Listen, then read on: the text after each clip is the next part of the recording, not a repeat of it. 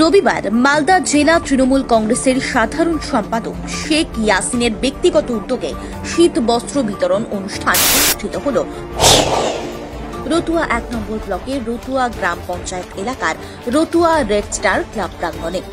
এদিন প্রায় ৬০০ জন শীতার্ত মানুষের হাতে শীত বস্ত্র তুলে দেন জেলা তৃণমূল কংগ্রেসের সাধারণ সম্পাদক শেখ ইয়াসিন।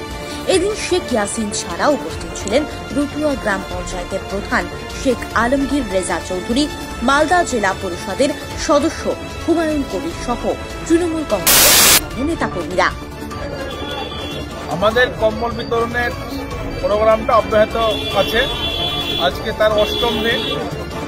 আমার এবার খুব জাঁকিয়ে শীতটা পড়েছে, তাই সাধারণ মানুষের কথা ভেবে আমি প্রত্যেক বছরই আমাদের বিধানসভায় আমি কম্বল বিতরণ করি। এইবার আমাদের অঞ্চল ওয়াইজ দিচ্ছি। আজকে রতুয়া জিপিতে প্রোগ্রামটা করলাম বিতরণের। এরপরে আমাদের বিলাইমারিতে আছে, তারপরে ঘর নিয়ে যাব। রতুয়া থেকে শেখ বান্দার রিপোর্ট, লাইভ ভারত।